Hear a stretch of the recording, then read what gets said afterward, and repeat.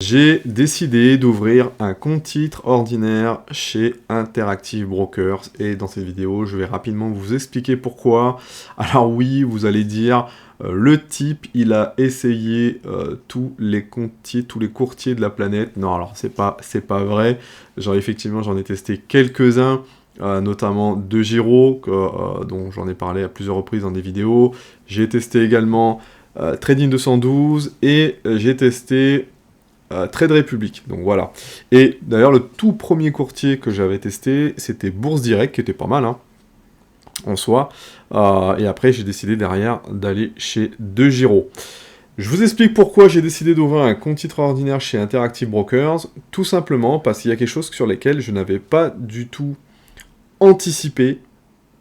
C'est ma volonté, d'ici quelques années, de m'installer à l'étranger, de m'expatrier. Et en me renseignant un petit peu sur comment j'allais gérer mes avoirs financiers, il s'avère que chez DeGiro, chez notamment Trade Republic, j'allais être rapidement embêté.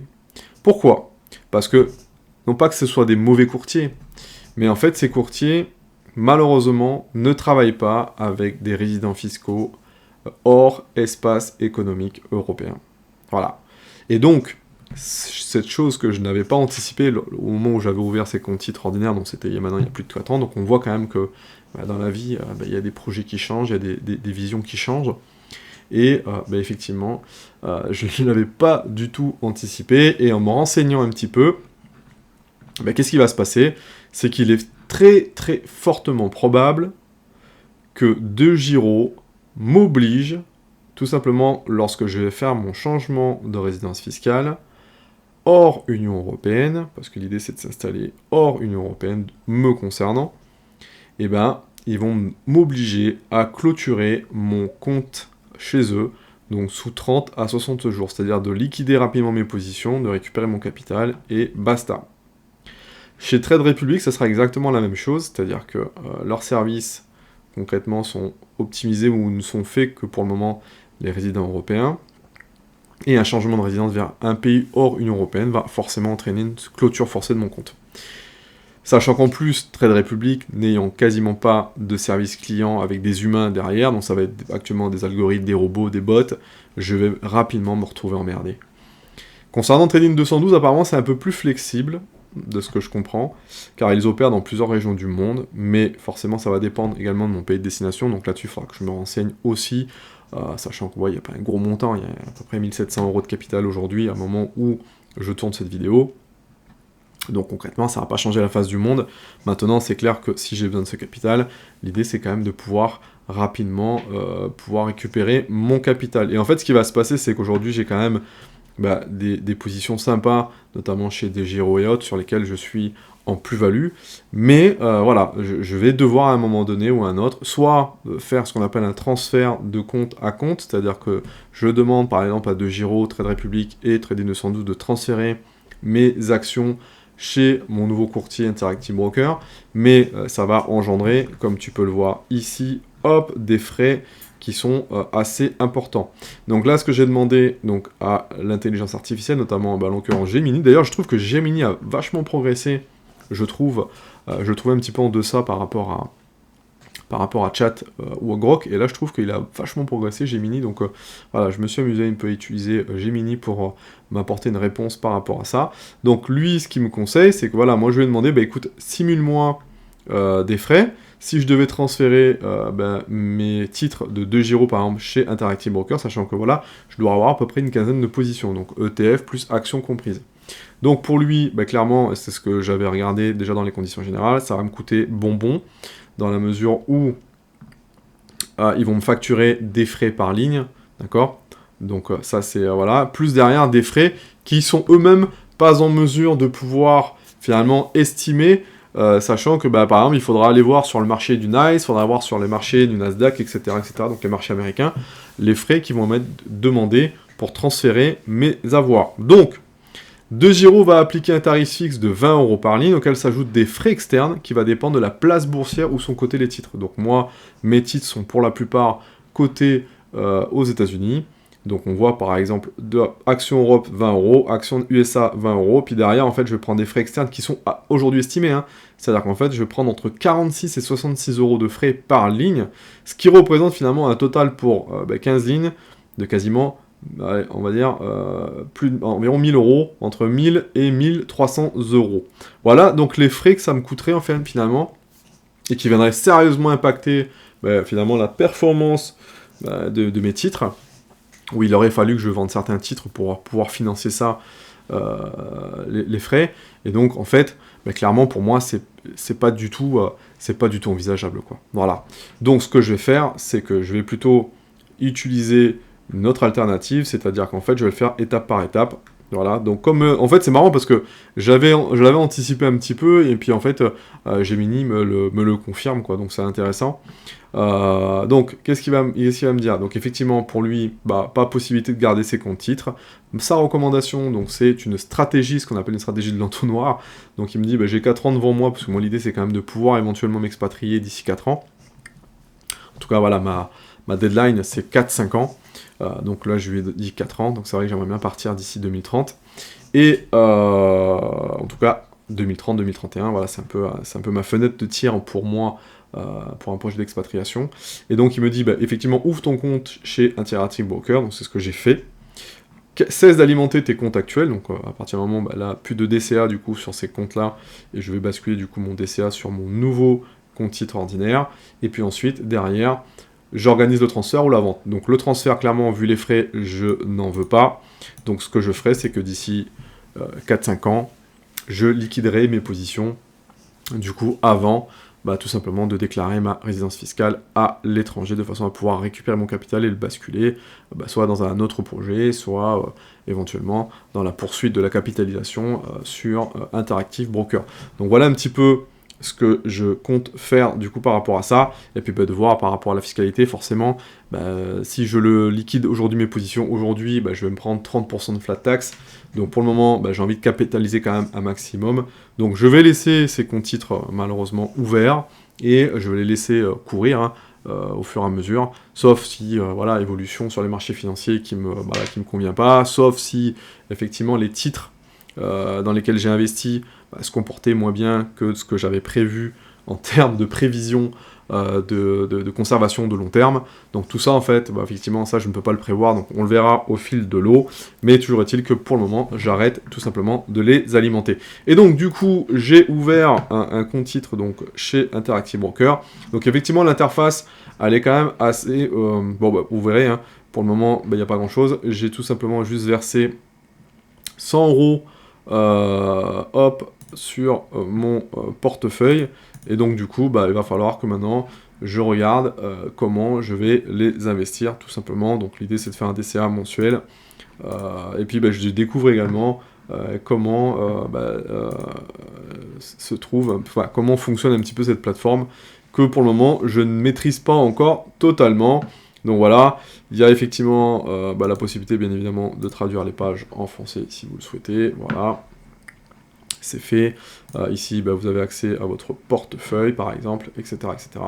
Donc voilà, il y a des choses comme ça qui vont se mettre gentiment en place, mais sûrement, on va découvrir. Donc vous avez un moteur de recherche, vous avez pas mal d'options. C'est vraiment un courtier qui est très très connu, Interactive Brokers. Finalement je me rends compte que j'aurais peut-être dû déjà à la base ouvrir chez eux au lieu de me prendre la tête à vouloir tester d'autres courtiers.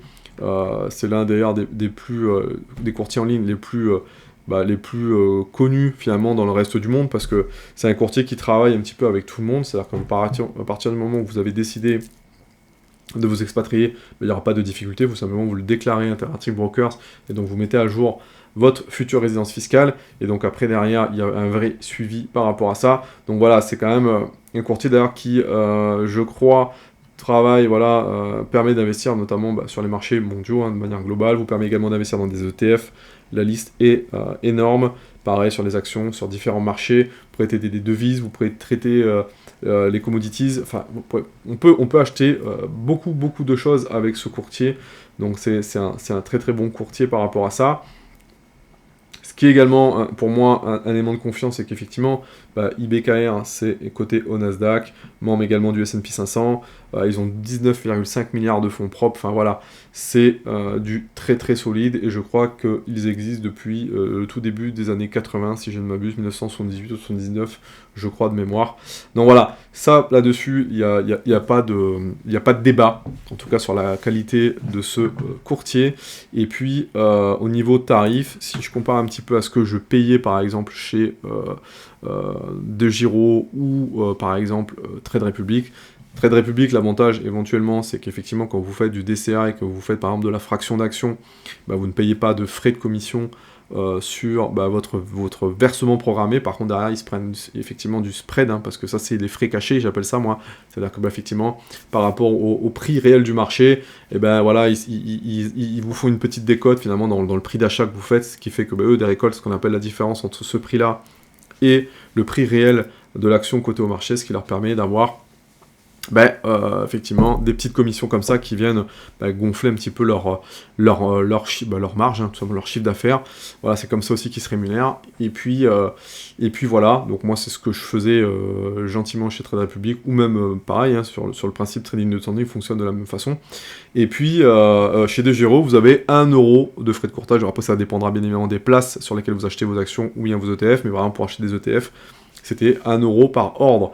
Là, vous avez deux types de tarification. Si on prend par exemple le cas des actions et des ETF, notamment par exemple sur une place comme aux États-Unis, par exemple, vous voyez que concrètement, voilà, pour la plupart d'entre nous, on se situera, en tout cas ce sera mon cas, peut-être pour vous, je vous le souhaite, des volumes mensuels d'actions inférieurs à 300 000 actions.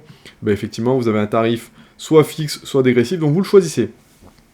Vous le choisissez, donc c'est dans les paramètres, il suffit simplement de paramétrer pour que vous puissiez soit basculer vers l'un ou l'autre, mais l'avantage du tarif dégressif par rapport au tarif fixe, c'est effectivement le minimum par ordre. Vous savez que au minimum, vous allez payer soit 1 dollar pour un tarif fixe, ou 35 cents américains par ordre. Donc ça, c'est le minimum que vous allez payer. Et ensuite, derrière, le maximum par ordre, c'est 1% de la valeur de transaction. Donc là, ça va dépendre, mais effectivement, du montant du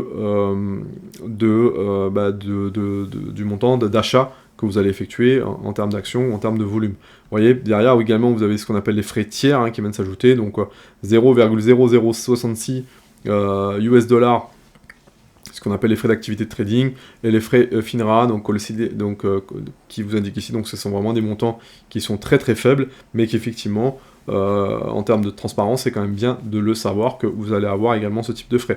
Donc moi je considère que finalement, si je devais payer 35 cents par ordre, donc je pense que je serais légèrement en dessous finalement des frais que je payais par exemple chez De Giro, donc 1 euro par ordre. Donc ça, c'est pour moi, c'est vachement intéressant. Et si vous êtes sur un prix fixe, effectivement, vous ajoutez donc ça, et ça vous fait à peu près des frais qui vont tourner entre 1 et 1,25, 1,35, je pense, par ordre. Voilà, c'est ce que j'ai à peu près estimé de ce que moi je comprends en tout cas de la tarification qui est indiquée sur ce tableau, sachant que derrière vous n'avez pas de frais de droit de garde, etc. etc. Donc finalement, les frais de commission, ce sont les seuls frais que vous allez payer pour pouvoir acquérir comme ça vos actions et vos parts d'ETF. Voilà pour ça, je vous ferai un petit retour sur finalement mon expérience d'utilisateur de cette plateforme que pour le moment je ne maîtrise pas encore, et puis je ferai bien évidemment mon suivi DCA, parce que l'avantage également de Interactive Broker, c'est que vous pouvez mettre en place ce qu'on appelle des investissements programmés, et ça vous pouvez le faire également sur des actions mais aussi des ETF, et puis vous pouvez acheter des fractions d'ETF ou des fractions d'actions, ce que je ne pouvais par exemple pas faire chez De Giro, c'est-à-dire me dire moi mon budget épargne c'est par exemple 150 € par mois, et mes 150 € sont répartis sur 0, je sais pas moi, Apple, Alphabet, Mastercard, etc. etc. Et effectivement ça me permet comme ça de pouvoir découper et de mettre en place des versements programmés d'un montant qui soit fixe, et ça c'est, je trouve intéressant en tout cas, via ce courtier. Donc voilà, je vous ferai un petit retour par rapport à cette utilisation-là, et puis voilà. Donc pour le moment, j'ai pas encore investi mes 100 balles, mais ça ne saurait tarder, je pense que d'ici demain ou après-demain, je vais m'y mettre, et puis commencer tout simplement mon DCA sur compte titre ordinaire, dans un objectif, encore une fois, d'utilisation à moyen terme en tant que futur expatrié. En tout cas, c'est ce que je me souhaite. Voilà, maintenant, encore une fois, ça ne remet pas en question la qualité des brokers que j'ai utilisés jusqu'à présent, de Giro, avec qui ça s'est toujours bien passé, sauf que voilà, je vais me retrouver, moi, emmerdé par rapport à mes objectifs. Voilà ce que je voulais vous partager dans cette vidéo. Je vous souhaite une excellente soirée et je vous dis à bientôt. Ciao, ciao.